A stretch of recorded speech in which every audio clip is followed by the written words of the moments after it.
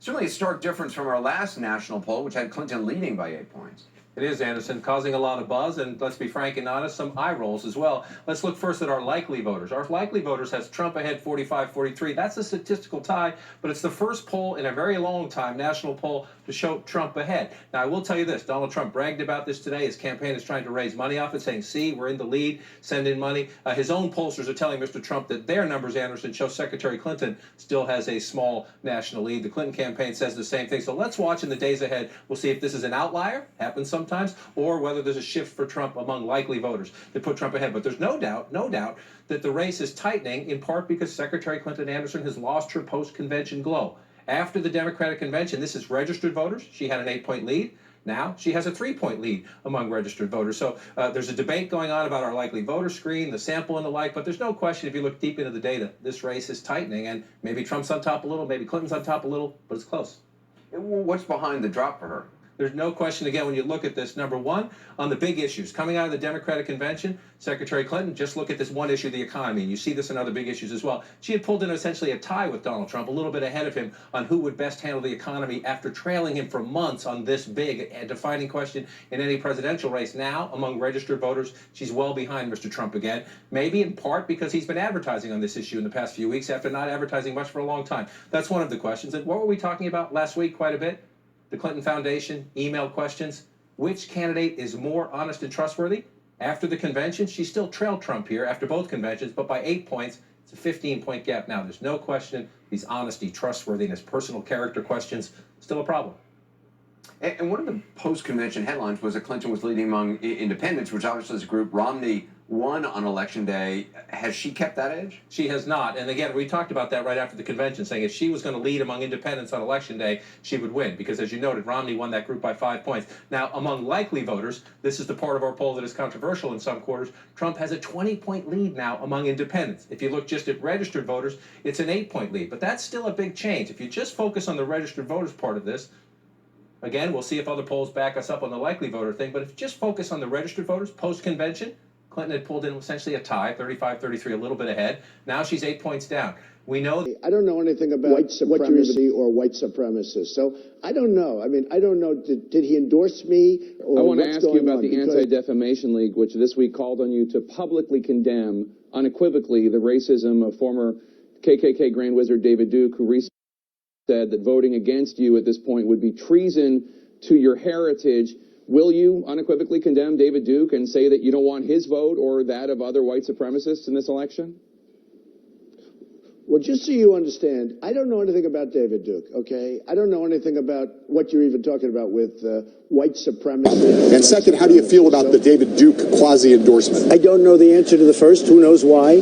But I don't need his endorsement. I certainly wouldn't want his endorsement. I don't need anybody's endorsement. Would you repudiate David Duke? Sure, I would do that if it made you feel better. I would certainly repudiate. I don't know anything about him. Somebody told me yesterday, whoever he is, he did endorse me. And actually, I don't think it was an endorsement. He said I was absolutely the best of all the candidates. But if you read this story and read a lot of people who are white in organized white supremacist groups talking ebulliently about you, talking why they like you so much, would that trouble you at all? Does that give you pause? Make you wonder about your message? Honestly, John, I'd have to read the story. A lot of people like me. You know, in the poll that just came out in New Hampshire, where I'm a very high number, 35%, the people like me across the board. Evangelicals like me. The Democrats like me. Liberals like me. Conservatives like me. Absolutely. Everybody likes me. And this is only obviously only a small subset. But hearing that doesn't make you worry that there's something in your message that's striking a chord with the wrong kind of people. Well, I hope and second, not. how do you feel about the David Duke but I haven't read the story. I don't know the answer to the first. Who knows why?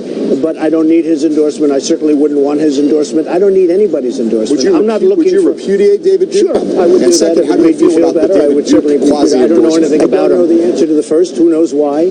But I don't need his endorsement. I certainly wouldn't want his endorsement. I don't need anybody's endorsement. Would you repudiate David Duke? Sure, I would do that if it made you feel better. I would certainly repudiate. I don't know anything about him. Somebody told me yesterday, whoever he is, he did endorse me. And actually, I don't think it was an endorsement. He said I was absolutely the best of all the candidates. But if you read this story and read a lot of people who are white in organized white supremacist groups talk. All right. It went on and on and on, Kayleigh, as you know. Trump He was so tame. I mean, it was like he got caught. He tweets, Pocahontas is at it again. That was as bad as his tweet got. Goofy Elizabeth Warren, one of the least productive U.S. senators, has a nasty mouth. Hope she is VP choice. The word nasty, she used it multiple times to refer to him the night before. It's almost like he didn't know what to say. It's true, because I think she went actually further than Donald Trump has gone. I mean, to overtly call someone a racist, that's a very bold claim. And to attack him in that manner, I mean, I think she went over the top. And here's the thing. If Hillary Clinton is trying to make the argument that Donald Trump doesn't have the temperament to be president, I think it's a ludicrous argument. And then she chooses Elizabeth Warren, someone whose temperament seemed far worse than anything I've seen from Donald Trump. It completely waters down the entire message she's trying to put forward. Not only that, she's going to isolate independents who are currently polling for Donald Trump in the latest Fox News poll, because independents do not like a far leftist agenda. So she'd be much better picking someone like maybe a Joe Biden again if he'd take it. Independents do not like Elizabeth Warren. They do not. And not just independents. Go ahead, Maeve. Not just independents. I mean, what's so interesting is that obviously Hillary Clinton has these huge weaknesses in some of those Rust Belt states that we've been talking about. And a lot of people are hoping that if she goes with her more approach, which was really what she has been her entire political career, that she'll be able to bring some of those Republicans into her camp who just can't stomach voting for Trump.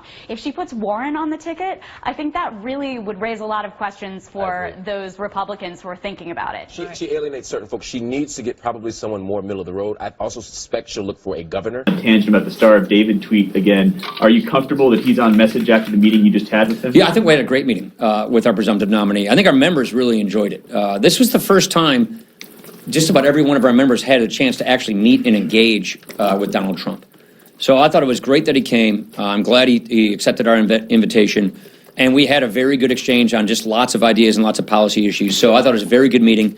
And it's very clear that he is working on putting together a strong general election campaign. It's got the convention coming up. But what I thought was especially helpful today was our members just got access and got to ask questions and talk about their issues. So I thought it was a very good meeting. Are you more comfortable with him after today?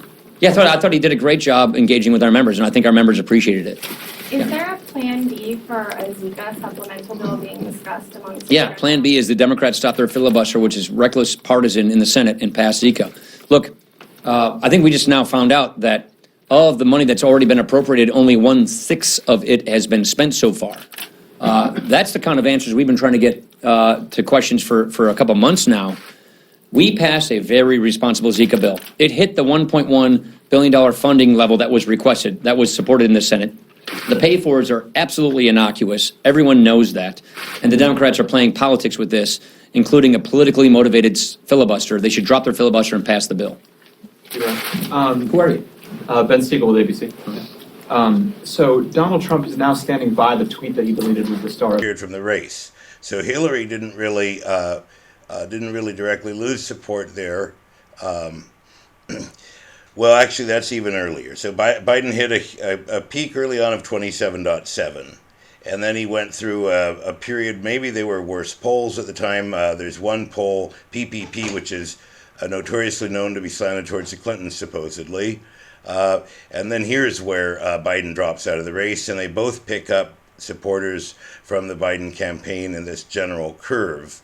And then what you see is a frustrating lack of momentum, although here it starts to look a bit difficult for Sanders, although there's a little bit of upward lift. But this is just one graph. The point is that if you graph the overall momentum, this graph's a bit misleading because to draw a slope on it sort of depends on how wide you make it. So for Sanders, this momentum has to continue in order for him to cross that line in early states, to get that line across before the actual balloting occurs. And it's really astonishing, and I wrote a little something about this, which is to say, today, January 11th, 2016, may be the most significant moment in American politics and U.S. history. A traditionally accurate poll, the International Business Times, conducted January 4th to 7th, for the first time essentially predicts that Bernie Sanders is as likely as anyone to be sitting in the Oval Office on January 6, 2017. Bernie Sanders will be the first truly left-leaning anti-establishment president in American history. Bernie Sanders comes from nowhere. He does not come from a prestigious family like the Kennedys or the Bushes or the Roosevelts. He is not particularly well connected with the top circles of American society. Though serving in Congress 25 years will get you invited to a lot of parties. But he didn't go to them. He was an independent, and he didn't like schmoozing with lobbyists at 1,000 a plate galas. We may have to go back to Thomas Paine to find a comparable man. Of course, Paine is an intellectual master, which we cannot attribute to Sanders in the same fashion, obviously. But for somebody who is as fiery, such a fiery messenger to hold the rascals and villains who manipulate our systems to account, or so one might think. Then if he falters and he doesn't prevail, he may end up getting compared to Eugene V. Debs, a socialist man who ran for president, but not on a two-party situation. But Bernie Sanders single-handedly has forced the U.S. to do one simple thing, to compare itself to other nations and have the courage to get angry on behalf of the middle class and the poor. The poll that came out today shows Bernie Sanders at 39% to 43% against Clinton, and I'll break that out shortly. This is a very brief remark. This has all been about trajectory, and this tightening essentially changes everything. On a timeline, time is now very much against Clinton. For those Republicans who have served in Congress, Sanders should be able to beat them on their voting records, which represents a pre-Sanders way of thinking, if I may say so. In other words, votes which they once might have thought of as non-issues or as supporting their narrative will suddenly haunt them, as big government is no longer unfashionable. And that's really not the right way to describe it. There's a whole revolution of how we view the ruling class and the popular mass that is going on right now. People are willing to give the government a chance at national health care and national universities that are supported 100% by taxpayers, in particular targeting their ire on those who have benefited in the last 30 years, the top 1%. Many of us are pragmatic. A libertarian solution or anarchist solution might provide university that all can truly participate in through local, private, or cooperative, or philanthropic, or communitarian solutions on a scale adequate, but nobody has introduced, we haven't delivered these sorts of solutions in a scale adequate to halt this train from leaving the station, the train of popular frustration and desperation. So people will accept the inefficiencies of a federal program in exchange for pulling the trigger and making it happen. And I am amongst them.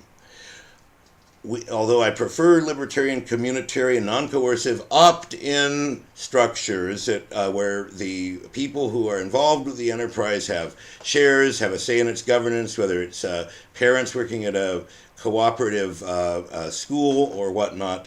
But this is better than what we have now. Now the communitarian and the libertarian and the anarchist and so forth, the small government conservative, whatever you want to call it in this age of capitalism, we have to compete against a more aggressive baseline, a baseline where universal service for all is a standard that we have to beat. In other words, we have to plug in local solutions that deliver better and more efficient results, understanding that there's a nationwide health and education safety network that extends to single payer and university. The internet age has meant that gradually millions of people now know what, if I may say, if you go back and look at my YouTube videos during 2011, I detailed in agonizing detail, if you'll forgive the double use of the word, that is, that we lead the world in incarceration and child poverty and income inequality amongst modern major industrial countries. And that life expectancy is now declining for some Americans and some groups. That this inequality has become a cancer. Or let's say that the delta, the gap between a poor man, his lifespan, who has 74 so, rich man was 88 so, is stark. That life expectancy is declining in groups. Or ending still how other better. I can drill on, but widening. This inequality cancer.